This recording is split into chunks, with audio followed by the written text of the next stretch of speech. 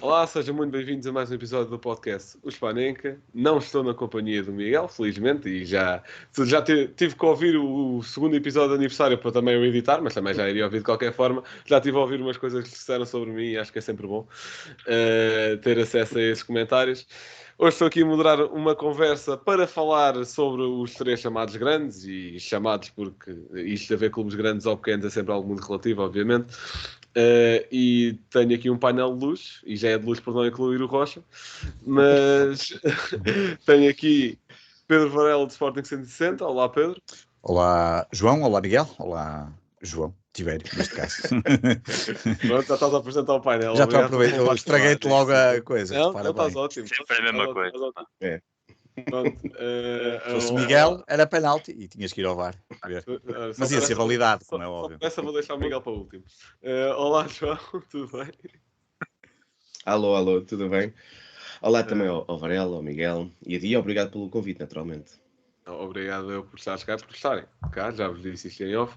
E olá, Miguel, tudo bem? E em primeiro lugar, parabéns. Que Pois, supostamente é por isso que estamos cá, mas aqui parece que sou o único que se lembra. Não sei se vamos ter de cantar os parabéns. Alguém tem bolo com velinho? Eu estou a contar com o bolo, só vim pela comida, na realidade. Bem, Pelo futebol não há muito para festejar. E falar de bola com vocês aqui é sempre bom, e falar de bola com o João também é sempre bom, e falar de bola com o Varela sempre é um suplício, mas uma pessoa aguenta, portanto, cá estamos para isso. Penalti. Golo. Não. Opa, muito obrigado aos três e também pelas mensagens e comentários. Parabéns que foram dando também no Twitter e nas redes nos últimos dias. E pronto, já disseste um bocadinho e na onda dos últimos episódios que temos feito. Este é o terceiro episódio destes especiais de aniversário, digamos assim, de vamos pegando em vários temas, e também já disse o que é o de hoje, que é basicamente um balanço do desempenho dos clubes que estão aqui representados. Eu hoje vou manter mais a minha naturalidade e vou passar o desempenho do meu clube, vou passar a bola ao Varela, digamos assim, e portanto vou ser mais neutro e mais comedido também, tal como já foi no episódio com o Jota e com o Pedro. Mas, não indo na mesma ordem da apresentação, e se calhar para ser um bocadinho mais justo, vamos para a ordem do top 3. Vamos começar pelo Miguel, que é um bocadinho o balanço da época do Porto até agora. Também já tínhamos feito um exercício parecido quando vieste gravar um episódio connosco há coisa de 2-3 meses, mais ou menos, mas entretanto já houve vários jogos. Portanto, se alguma coisa mudou, se quiseres reconstruir o pensamento todo. Basicamente, felizmente, não mudou muita coisa. Continuamos à frente, continuamos mais perto do campeonato, e acho que está a ser um bom ano para o Porto. Aliás, já tínhamos falado aqui na altura, depois houve o handicap da saída do Dias, que foi realmente perder um pouco algo que o Tiverio seguramente também não queria, que o Dias tivesse saído do Porto, porque provavelmente não lhe tinha feito aquele gol no último jogo da Champions. Mas depois disso a equipa soube sobrepor bastante bem. Estamos a fazer uma segunda temporada com jogadores da formação em altíssimo nível, que era uma das grandes assinaturas pendentes do consulado de Sérgio Conceição no Porto. Até essa parte ele já conseguiu resolver, e portanto eu estou em tensão máxima, porque já disse isso ao Varela quando falámos regularmente sobre este assunto no Fever Pitch. Basicamente, o bom deste campeonato em relação ao Porto é que o Sporting não desarma, e hoje em dia vivemos numa dinâmica de campeonatos quase perfeitos, e o António Tadeia também falou sobre isso há pouco tempo no excelente artigo, em que hoje já não há margem de erro. A nossa geração cresceu com aquela sensação de que quem tinha 6 pontos de avanço a 6 jornadas do fim já era campeão, praticamente já estava a festa feita, mas hoje não se pode ser assim. Hoje qualquer tropeção tem consequências sérias, e acho que vamos andar nisto até às últimas 2-3 jornadas, sim ou sim. E por um lado é bom para nós que estamos a ver atenção, por outro lado não é tão bom se calhar para o campeonato, porque o fosso vai se aumentando cada vez mais, e estamos a ver a diferença pontual entre posições vai sendo cada vez maior. Acho que vamos chegar a 4 ou 5 jornadas sem quase nada por jogar, de uma forma geral, e isso é algo que o futebol português tem de começar a pensar como mudar. Mas em relação ao Porto, estamos em todas as frentes nacionais, taça e campeonato. Taça Liga para mim você já sabe que nem sequer existe. Taça UEFA, Liga Europa, foi aquele acidente de percurso que eu acho que podemos ter feito francamente mais, mas entendo depois da saída do Dias as limitações do plantel, e há prioridades, e obviamente as competições nacionais têm de ser sempre a prioridade para um clube em Portugal, por muito bom que depois seja querer sonhar alto na Europa. Desejar já daqui a sorte para o Tiberio no jogo em Anfield, uma experiência que alguns dos nossos amigos vão viver em pessoa, e que quem já esteve em Amsterdão e que não pode contar o que aconteceu seguramente sabe do bonito que isso é. Isto é o bom do futebol pós-Covid, é voltar a ter essas experiências, essas vivências, e sobretudo desejoso de poder celebrar com o Varela o final do campeonato. Mortinho por ver a carinha dele quando já matematicamente o título for impossível, porque acho que no dia Também vou ver a tua cara a ir ao fundo do Rio Douro, se fores campeão. No dia a seguir o Varela vai ser outro expert de curling, setas e de beisebol. Ando aqui há 40 anos e só ganhei uma vez, não era agora, ou duas, não era agora que ia deixar de falar. Estás a seguir às pessoas, tens 40 anos, a gente sabe que tens muito mais. Muitíssimos mais. 46. Isso está por se provar. E pronto, basicamente eu acho que está a ser para o Porto está a ser um bom ano em termos de qualidade de jogo. Temos da parte do que é o jogo jogado, acho que a equipa é a melhor versão dos 4 anos de Conceição. Se isso for recompensado com títulos, é ainda melhor, porque é o sinal de que o processo funcionou. Há ali muita matéria-prima jovem que vai ser parte da história do futebol português dos próximos 10, 15 anos facilmente. Tenho muitas suspeitas de que a maior parte deles não vai estar cá em agosto do próximo ano, e a saída do dia já foi abrir um aperitivo sobre o que vai acontecer no futuro. Portanto, é desfrutar enquanto eles cá estão, viver o presente, e portanto as próximas jornadas vão ser para isso, para competir, com tensão obviamente, para ganhar, obviamente que é o objetivo, mas também para desfrutar desta versão mais futebol champanhe, que muitos provavelmente nem sequer estavam à espera, e que acabou por ser uma excelente recompensa neste primeiro ano, podemos já chamar pós-pandemia. O ano ainda começou em momento de pandemia, mas acho que já estamos aqui a abrir caminhos que dificilmente vão voltar para trás. E gostei desse pormenor de picares o Varela, até porque acho que a malta, pronto, que conhece o meio dos podcasts, vai estar com muita curiosidade para ver como é que vai ser o final de época no Fever Pitch. Acho que vai ser giro. Pedro, passando-te a bola, balanço da época do Sporting até agora. Podia ser melhor, não é? Podia ser melhor. Acho que houve ali, a certa altura no campeonato, houve ali aquela entrada no mês de janeiro que acabou por nos colocar à distância que estamos do Porto. Não digo que tivéssemos ganho os 2 jogos, mas há um claramente que está aqui entalado, que foi a derrota em casa com o Braga, e mesmo a do Santa Clara tivemos a ganhar 2 vezes. Não é admissível que um clube, ditos dos grandes, a ganhar 2 vezes se deixe perder, é que nem empatar foi. E esses 6 pontos acabam por ser absolutamente cruciais para o campeonato. Não quero com isto dizer que o Porto, não é só por isso que o Porto está à frente. O Porto tem estado melhor, obviamente, por tudo aquilo que sabemos e por todos os jogos que tem ganho, e por aquele recorde que até foi agora recentemente igualado na Liga Portuguesa. Mas olhando para o resto, mesmo assim estamos na luta, porque ainda há muita coisa para se jogar. Na Liga dos Campeões acho que acabamos por cumprir. Era difícil fazer muito melhor. Bem sei que, por exemplo, o caso do João Tibeiro, que até esteve num desses jogos míticos que qualquer um de nós adeptos adoraria estar, e que é um momento absolutamente épico para qualquer adepto. O Benfica provou que às vezes é possível, mesmo contra todas as estatísticas, e portanto podíamos eventualmente ir um bocadinho mais longe, mas eu acho que neste caso não esperaria mais, jogando contra um City que é provavelmente das melhores equipas a jogar na Europa. Na Taça de Portugal vamos ter aqui um jogo complicado. Eu gostava de regressar ao Jamor, a coisa está muito mais para o lado do Porto, mas não é impossível. Claro que era diferente se não tivesse aquela regra ainda dos golos fora, mas mesmo assim há uma melhoria em relação ao que foi o ano passado, que fomos eliminados logo à quarta eliminatória, qual foi com o Marítimo, já nem me recordo, foi logo das primeiras. E depois a Taça da Liga, como o Miguel diz, já nem vale a pena falar, não vale a pena falar nem pela questão da própria Taça da Liga, que enfim é aquilo que é, e porque nós ganhamos sempre nos últimos anos, como houve uma altura que era o Benfica sempre a ganhar. Mas realmente é uma competição que podia ter outro encanto. Vamos agora estar aqui a discutir isso, mas já falamos isso muitas vezes no Fever Pitch, podia ter sido aproveitada para outra, fosse para jovens, fosse para dar lugar a uma competição europeia, mas analisando no global, o Sporting, o que nós queremos é que pelo menos possamos estar a discutir as diferentes competições, que é uma coisa que nós não estamos habituados no Sporting nos últimos anos. Eu olho para os últimos anos, deve ser, provavelmente é a primeira vez que eu me recordo em 40 anos ou 42 anos, ou seja o que for, que me lembro assim de futebol, que que o Sporting está a lutar em 2 anos consecutivos, e mesmo quando fomos campeões nos outros anos não aconteceu, e portanto, repara, nós fomos 3 vezes campeões, os últimos 3 títulos, no segundo ano foram 94, 94, 95. Não, mas não tens 2 anos como este, não, isto não existe. Nos últimos 40 anos não existe isto. Não tens nada a este nível em que nos últimos 5 troféus ganhaste 4 e com a possibilidade de até atingir um bicampeonato, difícil, mas que já não acontece há 67 anos.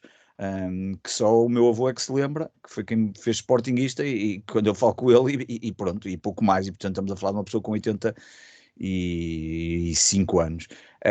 Portanto, olhando para isso, a época acaba por ser positiva, embora, claro, que os balanços fazem sempre do ponto de vista da atribuição de notas no final da temporada, mas é isto que qualquer adepto quer. Não há certezas para ser campeão, há pelo menos o poder de lutar pelos títulos, e isso, se olharmos para isso, o Sporting tem cumprido. Vamos ver no final, podemos chegar ao final e não ter ganho nenhum, e a época ter correspondido àquilo que seriam os mínimos. Diria que hoje em dia qualquer um dos nossos clubes quer ser campeão, mas sabe muito bem da importância que tem um segundo lugar por causa da Liga dos Campeões, e esse segundo lugar acaba por pelo menos dar aqui alguma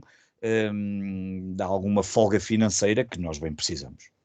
Tens noção que quem viveu o último bicampeonato do Sporting esteve mais perto de viver os campeonatos de Portugal do que o momento presente? Pois, estás a ver? Pois, portanto, vê lá. O Miguel queria deixar aqui um bocadinho do seu conhecimento histórico. Sim, claro. sim, só. Claro. Passando... A sorte dele é que eu não vou sair agora de casa para ir lá, senão ia agora à casa dele, depois bufeteá-lo, mas pronto. Mas isso já tem de ser fora da minha casa, que eu não quero ser acusado de nada. Nem de cúmplice, nem nada disso. João, passando a bola e também fazendo uma pergunta acrescida, portanto, para além do balanço da época do Benfica, eu tive meio que infiltrado no último jogo, na Luz, a ver o Benfica-Liverpool. E gostei do jogo, foi um bom espetáculo no fundo. Nem estou a falar do resultado, estou a falar do jogo em si. E gostaria também, para além do balanço da época do Benfica, de perguntar porque é que achas que o Benfica chega à Champions e tem um rendimento tão mais constante, digamos assim, do que no campeonato. Bom, começando pelo balanço da época, eu acho que o balanço desta época é normal. É exatamente isso que se esperava, e tal como a época passada. Agora poderão pensar, bom, mas vocês não estão a ganhar nada. Pronto, mas se não há investimento, se não há estratégia desportiva, e isto vai-se refletir no futebol, mas reflete-se também nas outras modalidades, reflete-se na forma como o benfiquismo está mais ou menos vivo, tudo isto acaba por ser resultado. Podemos ver que os sintomas, muitos deles já existiam quando o Benfica ainda ganhava. E todos nós sabemos que quando se ganha vamos esquecendo e não vamos olhando com o mesmo cuidado para o que corre mal num clube. Quando estamos na fossa, que é como a maior parte dos benfiquistas se sentem neste momento, começas a ver que tudo está mal. E também é verdade que na realidade não está tudo mal, mas pelo menos há mais coisas do que gostaríamos. Ou seja, olhamos para isto e pensamos, bom, começamos com o treinador, acabamos com um plano B, incluindo, não confiando, não lhe dá prova de confiança. Dizem, tu vais estar aqui até que comece a ser queimado pelos resultados, pelos nomes que vão surgindo na imprensa. É a pior coisa, desautorizares à frente de toda a gente o treinador. Tens erros gravíssimos na preparação da equipa. E pronto, e como o método científico diz se fizeres sempre a mesma coisa, vais ter sempre os mesmos resultados. Ou seja, se não prepararmos as épocas com tempo e com qualidade, não há espaço para ter resultados diferentes. O Benfica não preparou bem as últimas épocas, esta também não. E agora o que me assusta, falando já da próxima, é o Benfica não está a preparar bem o próximo ano. Eu sei que é uma das coisas que vais falar mais à frente e depois posso explorar um pouco mais. Mas é isso que eu sinto, e sinto quando muitas vezes também falamos, não só no Benfica Independente, como falamos nas relotes, onde aí até se calhar às vezes fala com mais à vontade, com menos tino e também influenciados pelo álcool, em que é tudo muito mais intenso. E sentimos, as coisas não estão bem, não vemos forma disto mudar. Porque há problemas que vêm de cima a baixo que afetam a mentalidade. E se calhar aí começamos a chegar à segunda parte da tua pergunta. Porque é que na Europa parece diferente? Eu acho que há duas respostas possíveis. Uma, há quem acredite que os jogadores estão-se a marimbar para isto e só jogam na Europa porque querem ser vendidos. Acredito que possa acontecer a 1 ou 2 jogadores que olhem para a Champions como uma montra. Não acho que seja o suficiente para tirar uma certeza que é isso o que acontece. Eu acho que é também a forma como o Benfica joga, isto sim, ou seja, os jogadores que têm disponíveis, que lhe permite mais facilmente fazer jogos como fez em Amsterdão, que é jogar recuado, tem 2 centrais que conseguem jogar muito bem neste jogo, que é apelarem lá atrás, que não haja espaço nas costas. Otamendi e Vertonghen são dos melhores. Não sei se são os melhores em Portugal, mas são dos melhores. Quando jogas no campeonato, não. Vais jogar contra equipas que vais ter que furar, vais ter que jogar subido. Eu acho que isso também é uma das explicações para o que estamos a parecer que estamos a jogar melhor. Depois, eu não acredito no conceito de sorte ou azar. Não sei se houve sorte no jogo de Amsterdão. Porque isto também envolve o Benfica fez o jogo possível. Lembro do Varela ter comentado a certa altura, o Fever Pitch, aquela coisa do podemos comentar, o Benfica jogou feio, não sei o quê, mas para quem estava lá, acredito, se não jogou bonito, mas foi incrível. E agora dizia uma série de asneiras a seguir a isto, e foi mesmo. Agora, sim, eu adorava que o Benfica fosse uma equipa de ataque, de qualidade, de troca de bola, só que não podes quando tens uma construção de plantel, que tens jogadores que se decidem quase sempre mal. E num futebol não dos milhões, mas também dos melhores atletas, porque nem sempre as coisas estão intimamente relacionadas, precisas de quem decida bem e quem consiga trabalhar. E bom, também podemos pegar na questão do Campeonato Português tem poucos jogos de estímulos, de pressão alta. Aí existe uma série de explicações para, esta época ser uma desgraça, é um flop, o Benfica não pode jogar assim, e vai disfarçando na Europa.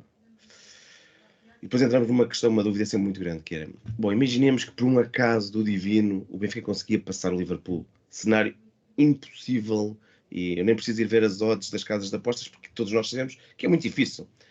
O Liverpool é uma das 3 melhores equipas a jogar e das favoritas. Eu acho que pomos City, Liverpool e Real Madrid, e qualquer uma delas é muito difícil. Mas mesmo que o Benfica chegasse a uma meia-final, continua a não ser uma boa época. Não é uma época tão má, obviamente. Mas os títulos também são o que fazem os clubes. E nós não é só as vitórias que definem, mas um clube precisa disso. E a história do Benfica precisa disto, porque depois também motiva os adeptos. Por exemplo, tivemos estádio quase cheio no último jogo, porque muita gente também estava para ver o Liverpool. Mas eu daqui a pouco vou para o estádio e imagino o que é que vai acontecer. Estarão 30 mil pessoas? Se calhar não tanto. Porque ganhar é importante. Eu gostaria, que a forma como olhamos para os clubes fosse um pouco mais distante, que também nos permitia ser mais racionais na escolha do melhor presidente, se pensássemos além das vitórias, ficava mais fácil. Mas a maior parte não pensam. Precisamos ganhar, quer dizer, é inegável. Agora um elogio também ao Varela. E eu não sei se o Benfica, a maior parte dos benfiquistas tem a coragem, tem o estofo que tem um Sportingista para aguentar 18 anos, a acreditar todos os anos este ano é que vai ser. Porque é realmente preciso um estofo mental que não é fácil. Não é fácil. O Benfica sente, o Benfica perto dos 4 jogos diminui em 5 a 10 mil pessoas. Pronto, os outros cá continuaremos e tudo faremos para tornar um Benfica mais grandioso. Mas pronto, este é o desabafo. Por isso, ao contrário dos dois que estão todos sorridentes, para mim é mais uma época que nos agarramos às amizades de relote e de amigos e de partilha de esperança de fazer algo diferente. Certo, e também um pouco esse contraste e pronto, e se calhar posso perguntar já, e pegando também na tal questão de sendo época de desilusão, se achas que ainda há alguma hipótese do top 3 se alterar, ou seja, ou se o Benfica ser ultrapassado ou ultrapassar o Sporting? De forma alguma, impossível. Aliás, eu acho que o top 3 vai ser este o resultado final. Não vejo forma de... sabendo ainda por cima que o Benfica é parte importante na decisão do top 2, mas como eu próprio também tenho dificuldade de achar que o Benfica vai conseguir resultados positivos contra qualquer um deles. Acho que isto vai se manter a diferença entre os clubes e o Luís referia há pouco e com razão, já está muito significativa entre a maior parte, do Benfica para cima, do Benfica para baixo, entre os dois. Acho que é muito complicado. Os campeonatos são muito competitivos, há muito pouco espaço para falhar. Sim, pode acontecer um jogo ou outro, mas eu acho que as equipas estão já num ritmo cruzeiro, pela positiva, ou seja, o meio campo do Porto é fortíssimo, o Sporting tem neste momento várias soluções, a equipa também trabalhada. Acho que, por exemplo, o que aconteceu agora deixar o Slimani, que é uma questão muito interessante, que é, mais uma vez, o Ruben Amorim faz uma coisa interessantíssima, que é escolher o coletivo sobre o individual, o facto de dar uma lição, chamemos assim, Isso ganha um plantel, isso ganha uma equipa. Acho que não chega para ganhar ao Porto, mas tenho muitas dúvidas que o top 3 se altere. Certíssimo. Pedro, faço exatamente a mesma pergunta. Se achas que o top 3 se vai alterar? Pá, como adepto de clube e parcial que somos, temos sempre um grau de parcialidade grande. Eu costumo dizer sempre, se não somos nós, adeptos dos nossos clubes, a acreditar que os nossos clubes vão ganhar, não são os outros que vão acreditar. E eu acredito sempre até ser possível. Agora, se for racional, é óbvio que diria que nem só o facto de onde é que o Porto pode perder 6 pontos. É perder, é o Guimarães, é em Guimarães, é no Braga, é no Benfica. Epá, está bem. E nós também vamos agora ao Tondela, depois recebemos o Benfica e depois vamos ao Boa Vista. Também temos que ganhar os nossos jogos todos. E, portanto, agora, enquanto for possível, continuar a acreditar. Agora que as hipóteses estão todas do lado do Porto, isso não é uma percentagem fortíssima de vitória para o Porto, isso acho que não há dúvidas nenhumas. O Sporting tem exatamente o mesmo número de pontos que tinha o ano passado, as posições inverteram-se, o Porto está à frente, o ano passado estava o Sporting, da mesma forma que eu o ano passado, a certa altura, também acharia, quer dizer, eu no fundo tinha sempre algum receio, e tinha razão, o Miguel e o João tinham, o João Tibeiro, mas o João Gonçalves tinham a mania de dizer, está feito, mas é preciso não esquecer que o Sporting entra em Braga e podia ficar em segundo lugar, e portanto a coisa ainda tremeu ali um bocadinho, houve ali um momento, e eu acho que neste momento o Porto não tem tremido. Eu acho que um dos jogos decisivos destes últimos momentos foi o jogo no Bessa, e se o Porto tem ali escorregado, nem que fosse o empate, que foi algo que até podia ter acontecido, com aquela bola à barra e com aquele pressing final, até de um clube que vale mais do que a tabela classificativa mostra, e se isso tem acontecido, ok, havia aqui alguma diminuição da diferença, mas claro que está tudo do lado do Porto, mas eu vou continuar a acreditar, quer dizer, tenho que continuar a acreditar, mas estou tentado a concordar com o João, embora não queira concordar com ele, que efetivamente estes 3 lugares à partida poderão não se alterar, e se alterar que se altere o segundo para o primeiro e pronto, e já está feito. Exatamente. Eu da tua opinião partilho. Eu sei. Miguel, e a tua opinião? Esta acha que os momentos coates têm de ser sempre para o mesmo lado. O ano passado também tiveste 2 ou 3 jogos no Bessa. Esses momentos de jogos depois dos 90 definem campeonatos, são sempre aqueles jogos que nós dizemos que marcam as tendências e obviamente que os registros do Porto este ano não ter os jogos perdidos, a dinâmica que tem a equipa, a qualidade do plantel, o ter perdido o seu melhor jogador a meio da época e mesmo assim continuar com uma vantagem pontual ou inclusive a ter ampliado, isso diz muito. Agora, a mim preocupa-me é que o Varela nem sequer saiba que só precisa de 5 pontos para ser campeão. Isso já diz muito da crença que ele tem. Porque não é 5, tu tens que ter 6, tens que perder 6. Não, são 6, eu tenho que estar empatado contigo em pontos. Nós estamos 6 pontos. Então, eu tenho que ganhar esses 6 pontos. Sim. Não é 5 não chega, fica 1. E depois é isso que me chateia, que andam aqui a discutir, nem sequer sabem os pontos que precisam. E eu preciso de pontos, eu posso levar esses pontos. O que eu queria era pegar na ideia do João, que era ter dito há pouco que o campeonato estava competitivo. Eu acho que é precisamente o oposto. Para mim, a ideia de competitividade é a ideia que todos podem ganhar a todos. É a ideia de que a capacidade das equipas de oferecerem resistência e luta é muito maior do que aquela que é. Nós realmente agora, foi o que eu disse ao princípio, temos escalões tão bem definidos, tão bem estratificados, que é muito difícil que haja mutações não só na tabela classificativa, pode haver um descalar, por exemplo, o Gil Vicente agora até está no mau momento, depois de ganhar em Braga entrou numa dinâmica negativa, mas mesmo assim ainda tinha um colchão pontual interessante para baixo e também já dificilmente chegava acima. O Braga pode se preocupar perfeitamente com a campanha na Liga Europa, porque a posição do campeonato nem vai chegar aos calcanhares do Benfica seguramente e ao mesmo tempo já está protegido com a quebra de forma de Gil Vicente. Até lá em baixo não tem havido tanta aproximação como se podia esperar noutras épocas em que de repente havia ali escapadas assim extremis de equipas que pareciam estar condenadas e que depois de repente pegam 4, 5, 6 jogos seguidos a ganhar e aparecem em posições mais cómodas. Está tudo tão consolidado, estamos a 1 mês e pouco do fim do campeonato em geral.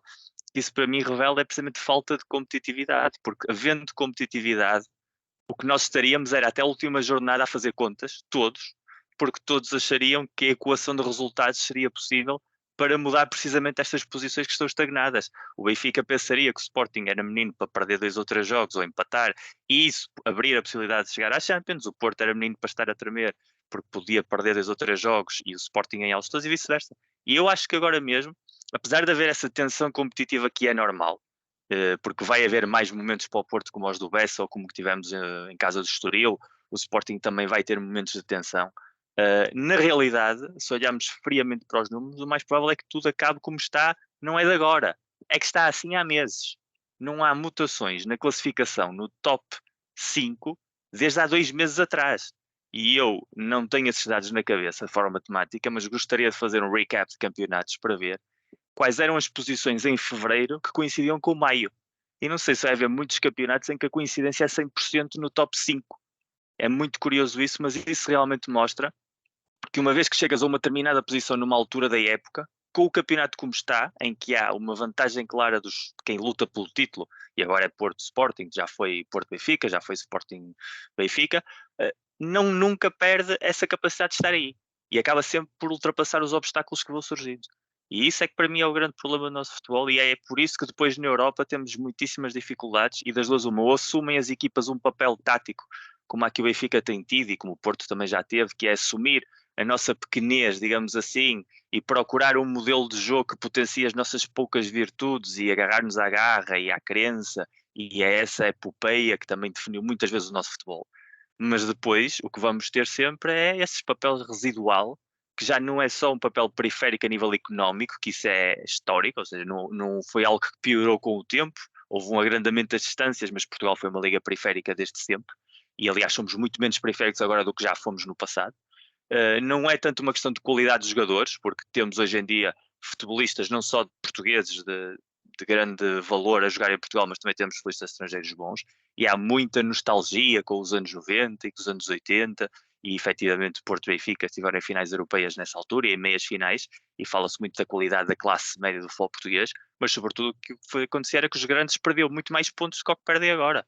E essa é a verdadeira forma de olhar para o campeonato. Os pequenos não empequeneceram, os grandes é que em comparação a esses anos aumentaram o seu peso sobre os pequenos. Mas lá fora somos mais pequenos do que nunca fomos, seguramente. E a gesta do Benfica este ano é muito bonita, e há pouco dizia o João, pode ser um ano que não é chegar à meia-final europeia, não faz disto um bom ano, não faz isto um bom ano, mas faz disto um ano histórico, que não é a mesma coisa. Miguel, por acaso eu discordo que lá fora estamos, olhando para os resultados das competições europeias, tirando os 5 campeonatos principais, está lá Portugal, tens lá três equipas, o Benfica nos quartos de final, o Sporting nos oitavos e um Braga, não provavelmente pior do que era expectável, no fundo. Olha, que se calhar é melhor do que qualquer espetáculo. Em termos europeus, eu por acaso sou capaz de discordar que em última análise este campeonato, podemos depois discutir a questão da competitividade, isso aceito perfeitamente, e tem-se vindo a falar em vários, e somos nós e vários outros podcasts têm falado disso, mas em termos de competições europeias, eu vou te dizer que eu por exemplo, acho,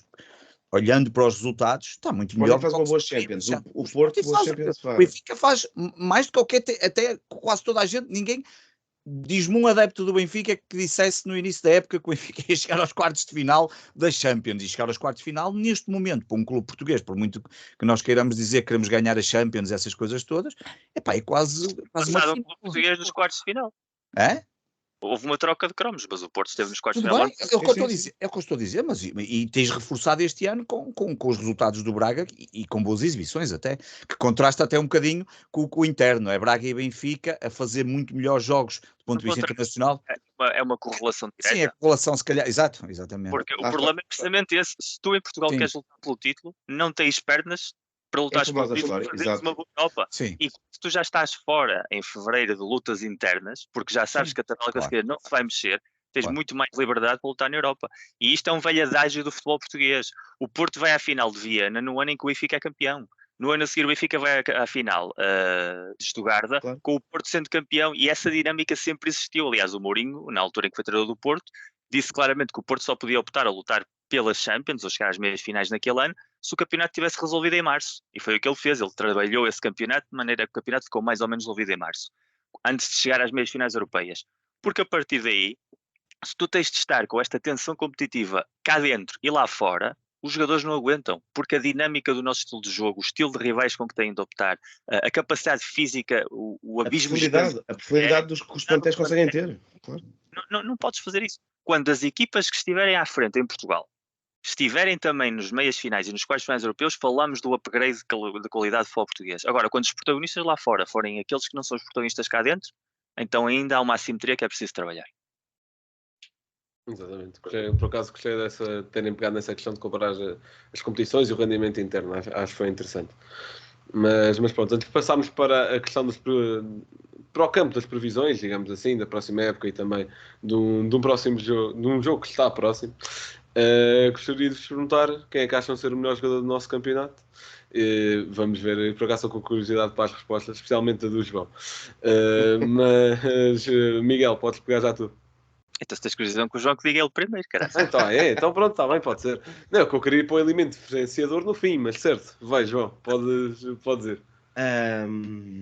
Bom, é complicado porque os jogadores vão sempre mudando, têm piques e de certa forma. Portanto, eu vou tentar ser politicamente correto e indicar um para cada clube, não dos grandes, mas com maior número de adeptos. E vou dizer Fábio Vieira, Sarabia e Weigl. Acho que são os jogadores que têm feito a diferença ao longo da temporada e no caso tanto do Porto como do Sporting são os que eu gostaria de ter no Benfica, que bom, não são os únicos, mas que eu gostaria de dizer, acho que são realmente jogadores de nível diferenciado, que até fica a questão se não são para outros níveis que não o campeonato português, e aí assumindo que o nosso campeonato é um campeonato mais fraco. Questão cá de passagem. Portanto, eu sei que é difícil escolher só um. Teria de pensar mais qual é que era o jogador. Mas assim acho que sou mais salomónico a escolher um para cada clube. Faz bem, protegeste. Fizeste bem. Fizeste muito bem. Miguel? Luís Dias, para mim é o jogador do campeonato. Pronto. Não, essa eu já sabia. Qual campeonato? Do inglês? Não, nem pensar. O Luís Dias até janeiro, o que ele fez nos primeiros 6 meses. Eu acho que é o maior desequilibrador, não acho que seja o melhor jogador. São coisas que eu leio. Por isso é que eu não o ponho lá. Já não está cá. Vou dar a palavra então para mais determinante. Vamos por aí. Pronto. Jogador mais decisivo. Melhor jogador no sentido de domínio de conceitos de jogo, obviamente que não é. Então para isso vamos para o meu segundo melhor jogador do campeonato, que é o Vitinho. Acho que para o estilo de jogo do Porto, mais até do que o Fábio foi muitas vezes suplente este ano, suplente utilizado e tem tido um crescimento mais nesta segunda parte da época do que na primeira, onde tinha um papel mais periférico, mas mais ou menos desde o início do campeonato, se a maneira que o Porto joga este ano é diferente, se a forma como o meio-campo do Porto este ano está organizado de outra maneira, se há maior pressão alta, se há mais verticalidade, mas desde a posse de bola, é graças ao Vitinha. Portanto, não escolhendo Dias por não completar o campeonato, a minha escolha obviamente seria o Vitinha. Certíssimo. E Pedro? Sim, eu sou como o Tibério, não consigo dizer só um. Acho que essa coisa de apontar só um jogador é sempre muito complicada, apesar de concordar com o Miguel, que enquanto esteve cá, e eu já o tinha dito, achava que o Luís Dias era o melhor jogador quando ele esteve no nosso campeonato, e falamos disso até no Fever Pitch. Mas sim, o Vitinha é um dos jogadores que destaco, obviamente do lado do Benfica, provavelmente o Rafa. E é impossível não destacar o Darwin Núñez, sendo o melhor marcador do campeonato, quer dizer, acaba por muito que se possa falar. Mas do lado do Porto, eu acho que a grande diferença, vou ser sincero, e isto não tem nada a ver, já digo o Sporting também, mas eu acho que para mim uma das grandes diferenças e um jogador que tem sido absolutamente fundamental, e a estatística diz-lo, é o Taremi. O Taremi participa em 26 golos do Porto, entre golos e assistências, e isso, parecendo que não,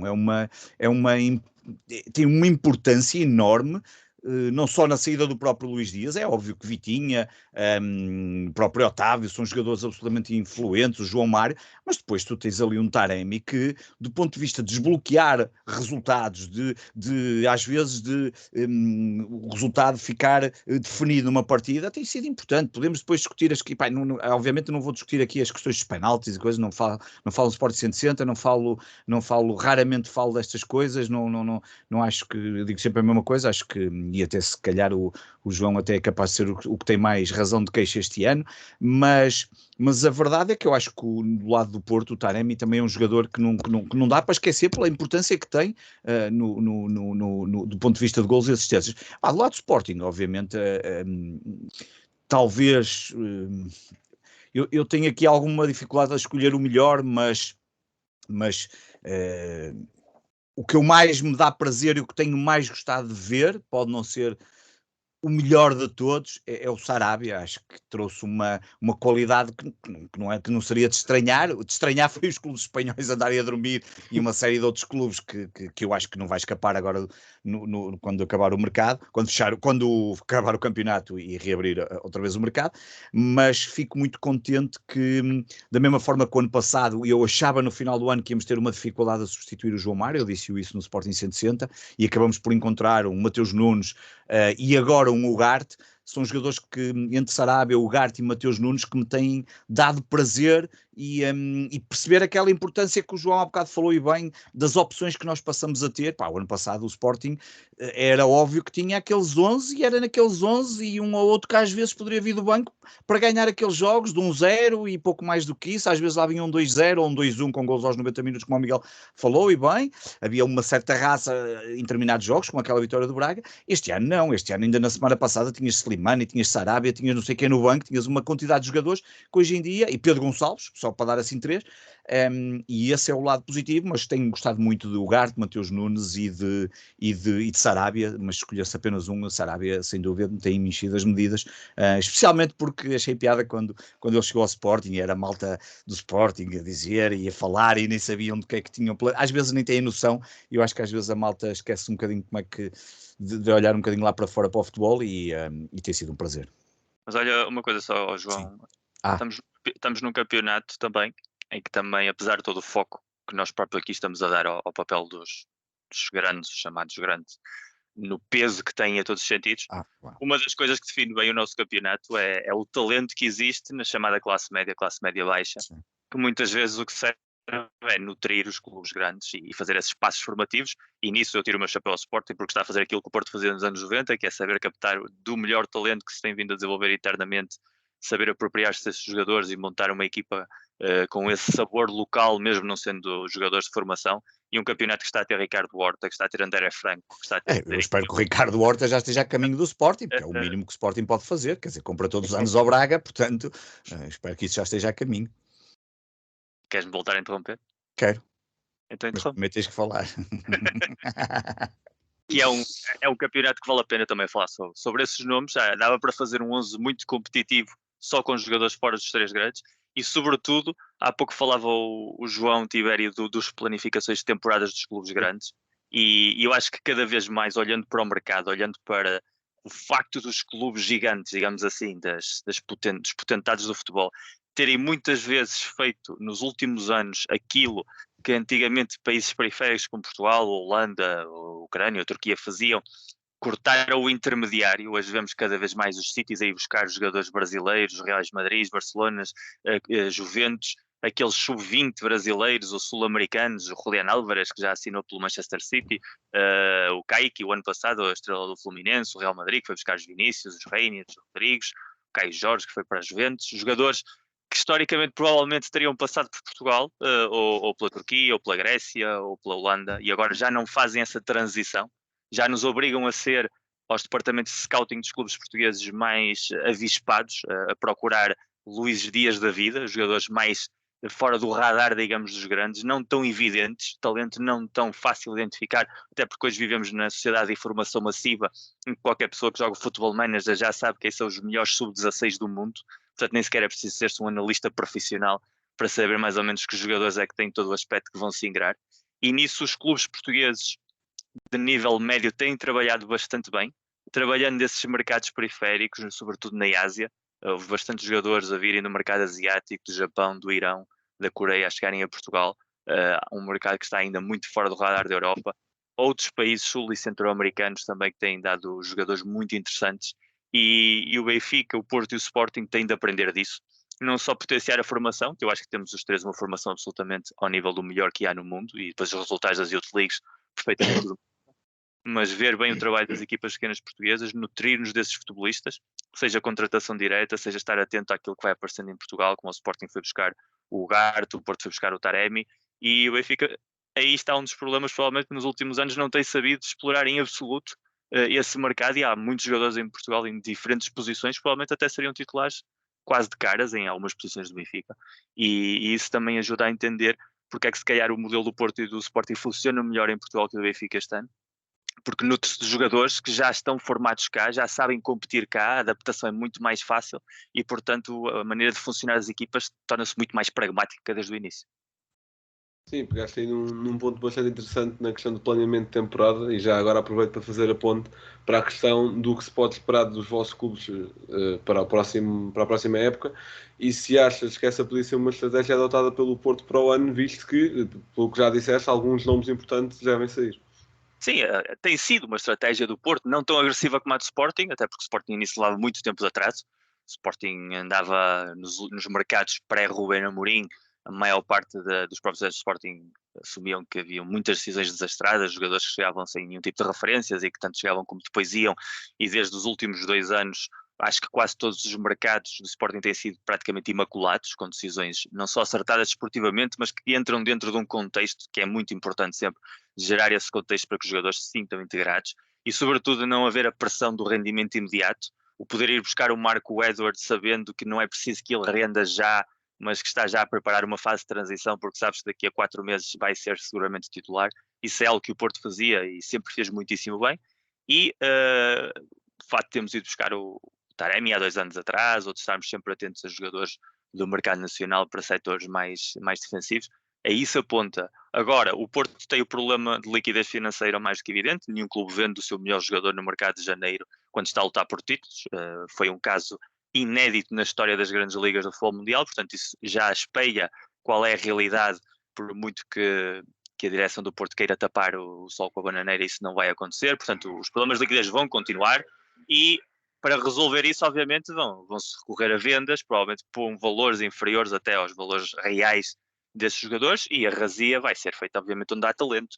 E provavelmente agora mesmo o Porto tem essa sorte, tem muito talento, mas dependendo de quem sair, vai ser um Porto diferente ou não na próxima época. Se saírem jogadores que condicionam a maneira de jogar, pode ser que mudem a maneira de jogar, porque o Sérgio Conceição já demonstrou que é tudo menos um treinador heterodoxo, ou seja, é um treinador que é capaz de se adaptar aos jogadores que tem, não tem uma filosofia vincada, não é um treinador que diz eu só jogo neste modelo tático, eu só jogo nesta maneira de jogar, todo o contrário.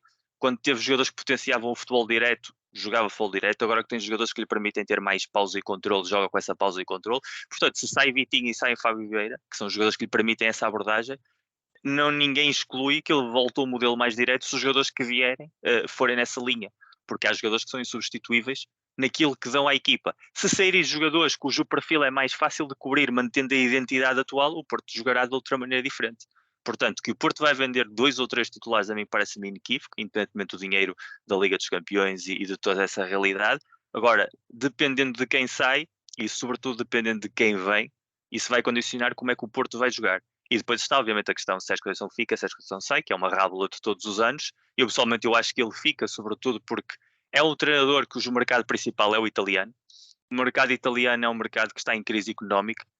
Portanto, para ele sair de um projeto onde ele tem plenos poderes, onde basicamente se sente como em casa, para um projeto arriscado, que não lhe ofereça os jogadores que ele queira, que não lhe ofereça uma estabilidade de futuro, eu acho que provavelmente esse passo ele só o vai dar quando houver uma vaga, talvez no Inter, porque mesmo a Lazio, que já assegurou a continuidade do Sarri, está a um nível abaixo. E estamos a ver agora pela etapa do Mourinho, um treinador com o perfil que ele tem a nível mediático, se bem que vai decaindo com os anos, está limitado pelas opções financeiras que tem a Roma, que é um clube ainda para mais que tem um investimento estrangeiro e, portanto, devia ter um pouco mais de oxigênio e não o consegue demonstrar. E nesse sentido, eu acho que a Conceição vai ficar, e se fica, então aí o condicionante é simplesmente o mercado. Agora, obviamente, a história do Porto dos últimos 40, 50 anos é de que vamos partir para o ano, sejamos campeões ou não, que eu acho que vamos ser, como máximos candidatos a renovar o campeonato e a ganhar em toda a frente. É assim que começamos todas as épocas, mesmo com os piores dos plantéis, os piores dos treinadores, não seria num cenário em que as coisas estão a correr de momento bastante bem. Certíssimo. João, já tinhas pegado um bocadinho também nesse tema há pouco da preparação da próxima época do Benfica, ou neste caso da falta dela. Queria que terminasse então esse pensamento. Pronto, é isso. Eu continuo a achar que podemos pensar, caso se comprove ou não, que temos treinador para a próxima temporada. Os rumores são fortes, nada foi comprovado, nada foi confirmado. Provavelmente será a seguir à segunda mão que se confirma alguma coisa, caso seja o nome que se tem falado. E depois entra a questão mais importante destas todas. É um treinador de um projeto ou é a figura pela figura? Se for a figura pela figura, olha para o plantel que tem neste momento à disposição e temos um problema porque não me parece adequar ao sistema de jogo e à filosofia de jogo com que ele treina. Isso significaria que precisaríamos de mudar centrais, ou então, quanto muito pronto, jogaríamos depois com o Veríssimo quando volta da lesão, Morato, mas precisaria de mais um rápido. Precisa de alas novos, precisa de um 6 diferente. O guarda-redes talvez também não serve. Isto porquê? Porque às vezes um bom jogador não resulta tão bem noutro contexto. E se fazemos uma revolução autêntica num balneário, precisa de tempo. Porque é o tempo que cria equipas. Se é um treinador de estrutura e de um projeto que envolva a formação, bom, isso eu devido, não por ele em específico, porque não há provas nenhumas que o Benfica ande a pensar o planeamento esportivo a longo prazo e que tenha nos vários treinadores, nos diferentes escalões, um projeto, uma filosofia. Pá, era fixe, acho que todos nós qualquer um de nós gostaria que fôssemos um Ajax ou um Barcelona. Mas, e se calhar, isso até seria a nossa solução, enquanto clubes que são tendencialmente formadores. Porque quando olhamos, e o Luís falava há pouco com razão, a questão de costumávamos fazer bom scouting. Eu acho que o Benfica neste momento, há uns anos para cá, uns anos largos, tem feito péssimo scouting de outros mercados. Mas a grande bomba de oxigênio que temos tido nos últimos tempos tem sido claramente a formação. Tem sido assim com o Sporting, com o Benfica e o Porto, que nos últimos anos está a lançar miúdos de enorme qualidade. E ainda há muitos mais na formação. E vai ser isso que vai permitir equilibrar contas, durante algum tempo ter sucesso desportivo. Mas isso é necessário ser envolto numa forma de olhar o futebol que não me parece que esteja a acontecer no Benfica. E é por isso que eu olho para o próximo ano e tenho tantas dúvidas, porque eu tenho dúvidas que um Guardiola conseguisse fazer algo aqui. Pá, sim, ganhava mais jogos, óbvio. Quando és mesmo muito bom, fica mais fácil. Mas não chega, é preciso haver uma estrutura que relaciona a coisa. Estou muito temeroso do próximo ano, naturalmente. Dizemos sempre aqui à boca cheia, não, isto é para ganhar e somos favoritos e vamos ter que ser favoritos. Isso é a questão o que está no papel é isso. E se me perguntares, e há quando tanto isso como se eu não vou recuperar até ao final do campeonato, que já falámos disso. Se me falarmos daqui a 2 horas nas relotes ou durante o jogo, eu vou dizer, não, isto vamos varrer isto tudo e para o ano claro que somos favoritos. Depois, quando estamos aqui mais a frio, é que as coisas ficam mais complicadas. Eu acho que vamos ver o que é que vem a seguir à segunda mão com o Liverpool. Provavelmente teremos novidades. Acho que não faz sentido esperar pelo fim da temporada mesmo, fim, para apresentar as ideias para o próximo ano. Eu acredito que quem entrar tem que começar imediatamente a trabalhar e preparar o próximo ano, porque o Benfica sinto que parte neste momento num 1 a 2 passos atrás de Porto e Sporting. Certíssimo. E pronto, e as vossas aulas também estão a ser algo muito completo que acho que também enriquece toda a discussão que se faz à volta tanto do Porto como do Benfica e agora do Sporting. E há uma coisa muito importante relativamente há uma coisa muito importante relativamente ao que estava a dizer o Tibério, que é um artigo que o Tadeia publicou há poucos dias e que é real.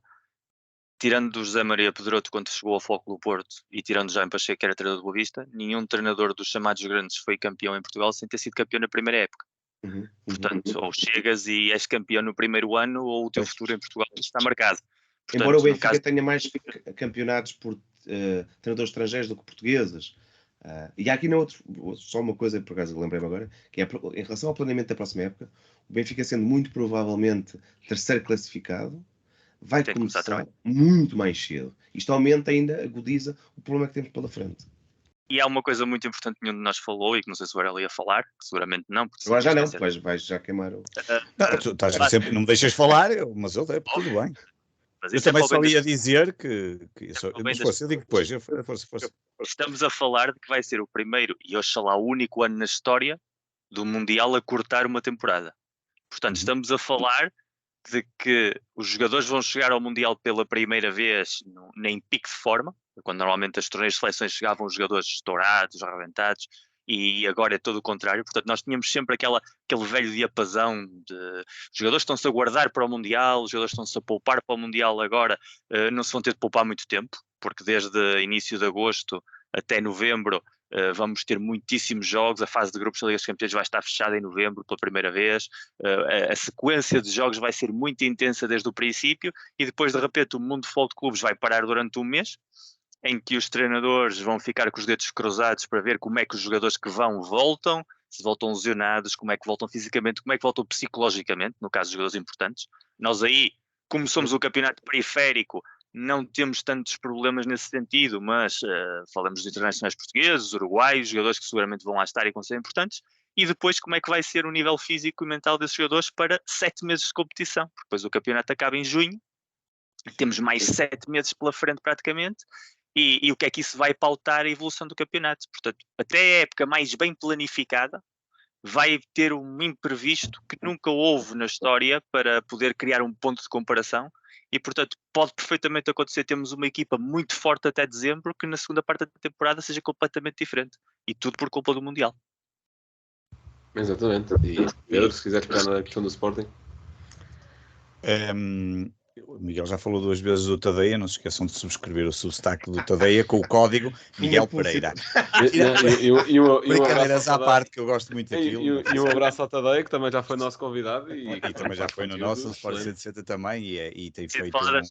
E desta semana foi altamente atacado de uma forma violentíssima, que só mostra o ridículo que é hoje em dia e o quanto é dignificar aquilo que o Tibério, o Miguel, tu e João e eu e tantos outros vão fazendo no dia-a-dia, porque isto realmente, falar de futebol às vezes parece que é complicado para algumas pessoas.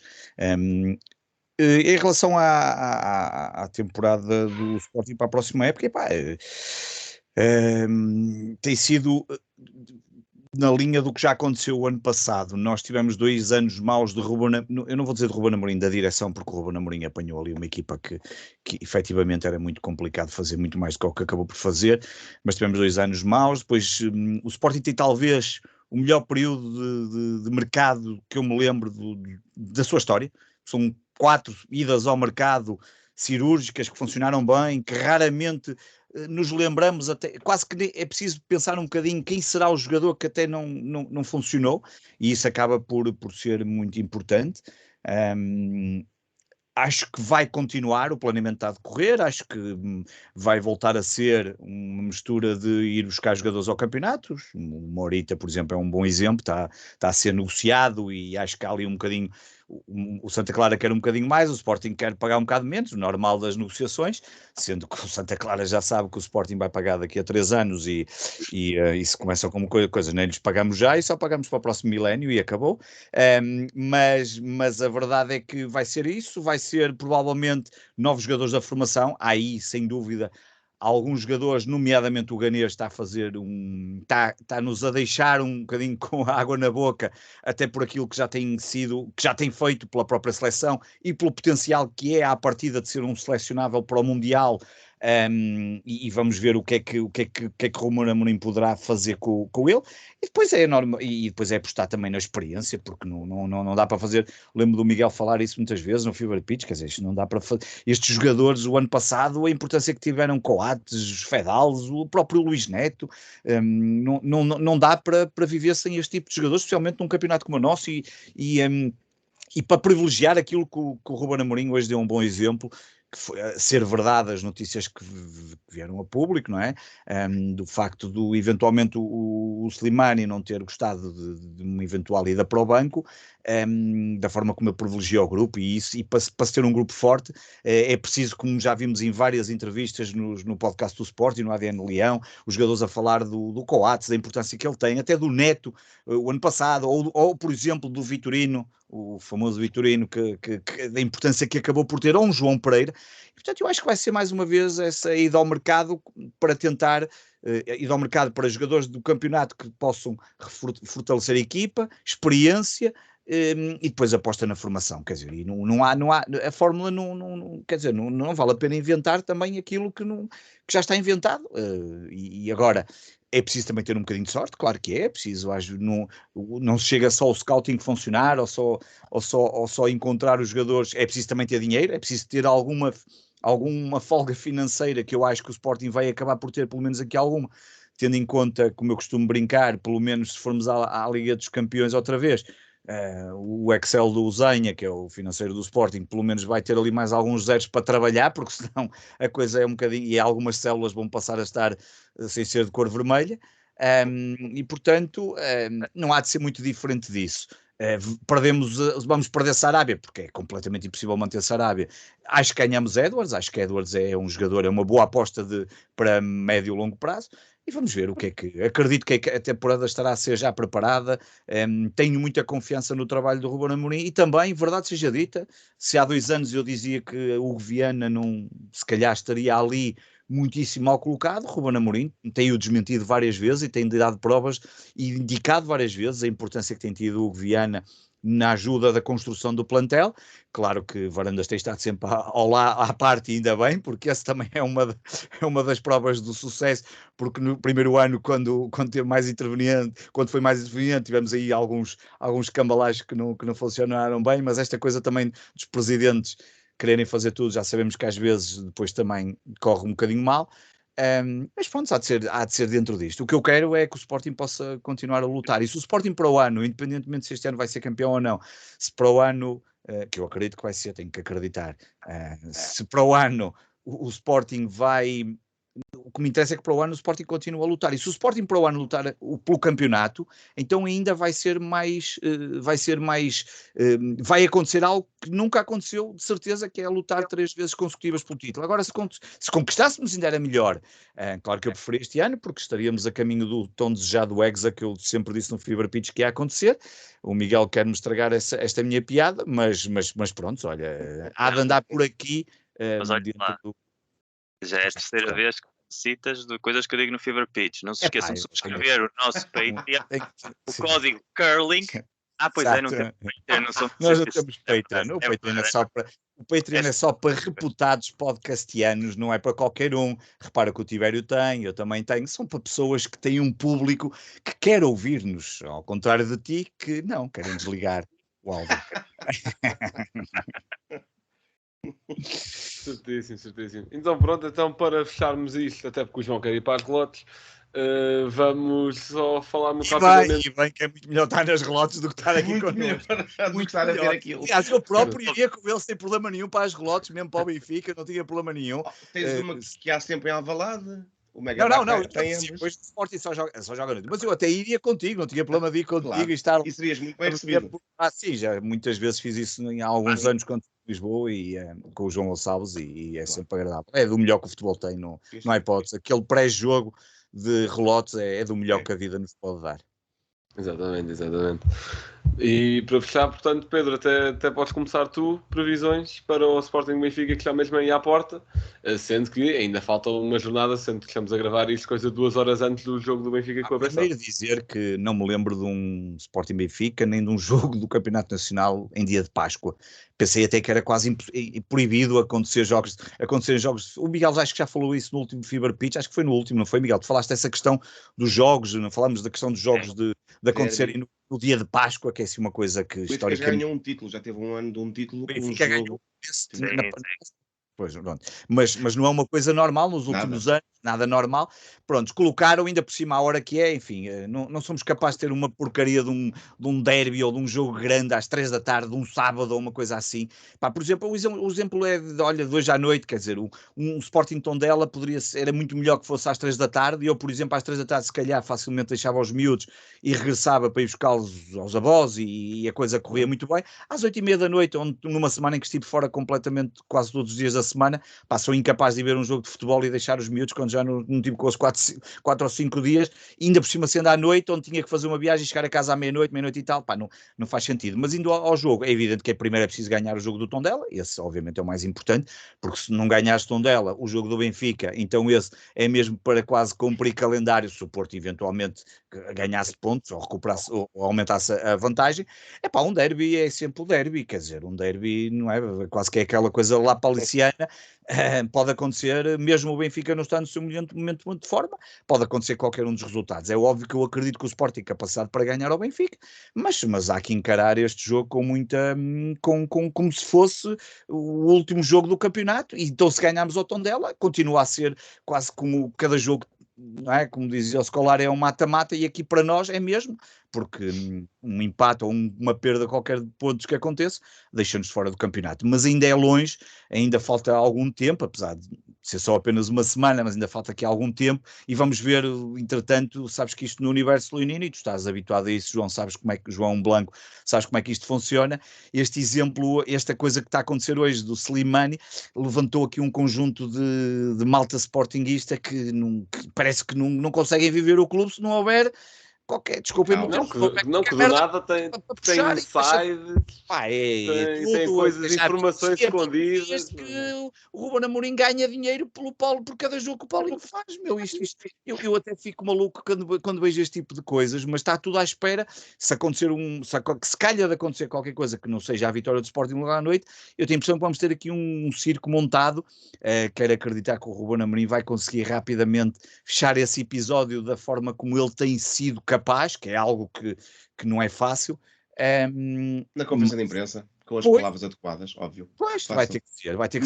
Esperar que é como deve acontecer. E agora, isto também só foi amplificado porque o jornal que meteu a notícia cá fora é um jornal que tem tido um acesso privilegiado ao universo sportinguista, que é o Record, e portanto as pessoas sabem perfeitamente quando hoje me dizem, mas tu acreditas naquilo? Eu tenho que acreditar, porque o Record em 100%, em 90 e tal % das coisas que tem colocado, tem tido razão, porque tem uma via direta teve uma via direta já mais vincada com a direção há uns tempos atrás, e continua a ter, e portanto haverá ali algum fundo de verdade. Vamos ver se isso não afeta durante a semana, mas obviamente estou confiante que o Sporting possa vencer ao Benfica, mas, como te digo, é um jogo complicado. E se já o ano passado também aconteceu exatamente a mesma coisa e foi ganho no último minuto, ou praticamente no último minuto, ou nos descontos, ou qualquer que foi, como o gol foi marcado, portanto só isso mostra a dificuldade que são estes jogos, e portanto não há que facilitar, mas até lá temos que vencer o jogo com o Tondela. João, o que é que achas? Exato, o mais importante é o próximo jogo, depois o seguinte e só depois o jogo com o Sporting. É difícil dizer diferente do que disse o Varela. Estes jogos são a famosa, todos os resultados são possíveis, às vezes quem é mais fraco ganha, há demasiados imponderáveis. Imponderáveis como o que é que vai acontecer em Liverpool, quer seja um resultado positivo, quer negativo, quer muito negativo, tudo isso vai mexer com a equipa, com uma equipa que já não tem basicamente nada a fazer no campeonato. E depois, durante algum tempo eu senti que o Benfica tinha um medo cénico quando jogava com o Porto, mas estava muito mais à vontade com o Sporting. E se calhar até o Sporting muitas vezes quebrava psicologicamente quando entrava em campo com o Benfica. E nos últimos jogos isto tem-se vindo a alterar. Ou seja, aquela vantagem que o Benfica parecia que tinha sempre, tem-se vindo a esfumar. Dito isto, diria a lógica é que o Sporting precisa mais de ganhar e vai lutar mais para ganhar, e o Ruben Amorim tem conseguido montar equipas exatamente muito competitivas nesse sentido e com muita vontade e muito querer. E os jogadores às vezes do Benfica parecem-se apagar. Mas olhamos para o passado e tivemos casos como o jogo do Sabres, ou vários casos ao longo da história, em que de repente algo acontece. Eu acho que provavelmente o Benfica, se no final do jogo estiver empatado, qualquer que seja o número de golos, pode tirar o pé do acelerador e contentar-se com uma coisa assim do género, que eu, enquanto adepto, acho que é para ganhar, sempre. Se isso for o fim das contas do Sporting, a responsabilidade não é nossa. Mas que vai ser um jogo muito complicado, mas volto a dizer, acho que é o jogo de Liverpool que pode ou não fazer diferença em relação ao jogo depois, ao derby. Exato, tanto a nível físico como a nível anímico, claro. Anímico, eu muitas vezes acho que o físico, quer dizer, sim, existe um cansaço nos últimos minutos, muitas vezes, mas é o anímico que é fundamental e a parte anímica mexe muitas vezes até com a tua capacidade de fazer uns sprints em maior ou menor esforço. Eu acho que isso é que pode ser, por exemplo, se o Benfica vem de lá com excesso de peso na bagagem, vai ser muito complicado refazer mentalmente aquela equipa. E o Benfica tem tido algum problema a responder a resultados negativos. Se for um resultado que não envergonhe ninguém, talvez esteja mais equilibrado. Mas naturalmente o Sporting tem que ser favorito, o campeonato mostra isso, e é isso que faz o campeonato serve exatamente para isso, para mostrar qual é que a equipa que tendencialmente está melhor, que está a jogar melhor, que está mais confiante. Exatamente. Mas quer ganhar. Claro. Mas isso acredito que tu queiras. Tal como acredito que o Pedro também Aliás, quer, e daqui a pouco, provavelmente, daqui a umas cervejas nas lotes, vou dizer que vamos golear e que vai ser incrível. E quem eu também Eu faço um live daqui a acredito, pouco. e quem eu também acredito que queira que o Benfica ganhe seja o Miguel, mas para isso quero ouvir a previsão dele primeiro. Não queres, é só empate sempre. Nunca querer que o Benfica ganhe. Eu nunca na vida torci por uma vitória do Benfica. Em nenhum contexto. É o respeito enorme que eu lhes tenho. Ou seja, não consigo torcer pela vitória do Benfica porque eu não sei se uma vitória do Benfica não faz com que os gajos de repente se ponham em primeiro sem eu saber como. Isso é um respeito muito grande que eu tenho àquela instituição. E acho que é a base da rivalidade é quando existe esse respeito mútuo de saber que do outro lado está um monstro que pode quebrar todos os paradigmas. E até me preocupa muitíssimo é que o Ruben Amorim benfiquizou o Sporting. Ou seja, levou essa sensação que o Benfica tinha de ganhar em qualquer circunstância, ser competitivo nos cenários mais negativos, de sobreviver a crises internas, de criar espíritos de grupo muito fortes, que era uma imagem que eu sempre associei ao Benfica. E essa identidade do Benfica, não só o Benfica que eu vivi como adepto, porque eu também tive a sorte de viver o Vietnã do Benfica como adepto do Porto, portanto também vivi os anos maus, mas também como historiador de futebol e saber de que é feita a massa histórica do ADN do Benfica. E eu acho que o Ruben Amorim, que para mim seria o último treinador que eu queria ver na Luz, porque isso provavelmente não era eggs, era diretamente 10 anos seguidos a ganhar, porque ele tem mesmo todos aqueles conceitos de liderança, de espírito de jogo que encaixam com aquela instituição. Portanto, eu não consigo torcer por uma vitória do Benfica, mas como eu também acho que o meu objetivo e o que vamos conseguir é ganhar todos os jogos até o final do campeonato, o que aconteça no derby é perfeitamente indiferente, porque nós vamos fazer o nosso trabalho de casa, inclusive é ganhar na Luz, que é algo que até nos dá relativamente mal nos últimos 40 anos, mais ou menos, que já é um tempinho. Mas já para a cozinha fazer uma loteria, que é para tu. Sobretudo, acho que o Tibete tem razão. Acho que o peso de Anfield pode ser muito importante na forma que o Benfica se vai apresentar. O Benfica não tem nada a ganhar nem nada a perder. Se o jogo fosse na Luz, os jogadores ainda sentiriam uma responsabilidade moral para com os adeptos e isso ainda podia sacar qualquer coisa que eles tivessem lá escondidos. Da mesma maneira que o ano passado, no final do campeonato, também não estavam a jogar a nada e tiveram aquele momento de brio profissional e foram capazes de quebrar com a sequência de vitórias de jogos sem perder do Sporting. Mas sendo em Alvalade, com o Sporting a jogar em casa, sabendo, e vamos aqui partir do princípio que esta jornada ganhamos os dois e portanto as contas estão exatamente iguais, porque basta acontecer qualquer coisa esta jornada e obviamente todo o aspecto emocional do derby muda. Se o Porto perde pontos e o Sporting não, então a tensão em Alvalade vai estar ao rubro. Se o Sporting perde pontos, que oxalá assim seja, e eu sou sócio do Tondela desde 1893 ou qualquer coisa. Desde há 23 minutos. Eu acho que eles estão no mesmo ano que o Porto, por isso aí não é problema. O mesmo ano que o Porto, então isso é tudo uma falsidade. Aí vamos falar disso agora? Bom. É para a segunda parte do programa, não é? Vamos buscar as pipocas. Vamos para as relotes falar sobre datas de nascimento de clubes, farmácias e viscondes e tudo mais, e a gente diverte-se aí. A partir daí, eu espero, obviamente, que o empate seja o resultado que melhor assenta as duas equipas, até porque acho que o empate para nós é suficiente. Acredito perfeitamente que o Sporting vai ganhar. Não tenho nenhuma expectativa do contrário. Não sou daqueles adeptos que vai para o fim de semana a pensar é aqui que o Sporting vai perder pontos. E eu com este Sporting parto do princípio que o Sporting vai ganhar sempre. Da mesma maneira que quando lutava com o Benfica partia sempre do princípio que o Benfica ia ganhar e, portanto, essa também foi a cultura histórica do Porto e por isso é que o Porto sempre se superou, porque sempre partíamos para cada eliminatória, para cada jogo, assumindo que o rival ia ganhar, fosse quem fosse. E, portanto, nós também tínhamos de ganhar. E eu acho que é essa a ideia que o Sérgio Conceição inculcou estes anos outra vez, está a funcionar.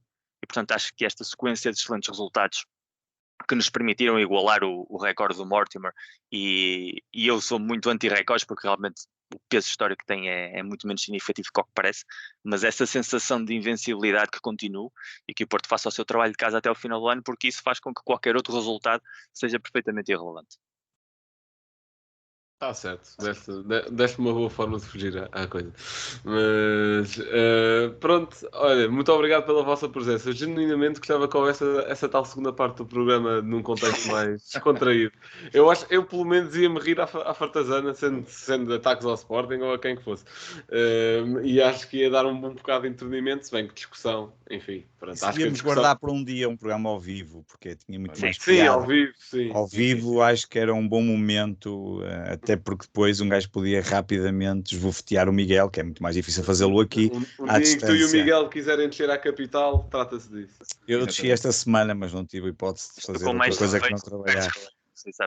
Eu sei que tu não bebes, mas tu distrais-te, e quando dás conta, pensas que estás a ver um iced tea de manga e já não é bem a mesma coisa. Só bebo água.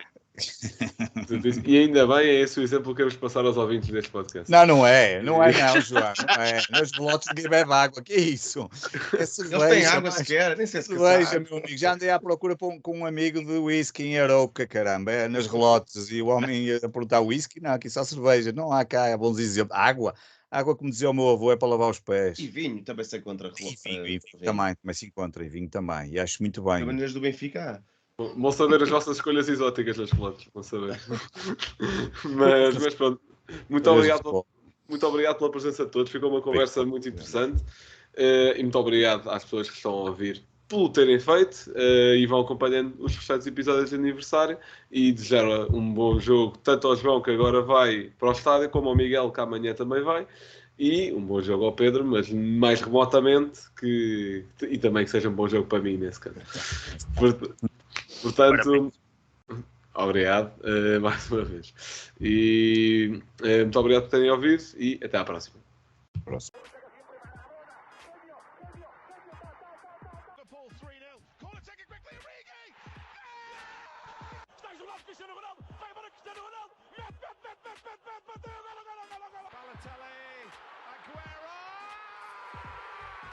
de bola para Portugal, vai Éder, chuta!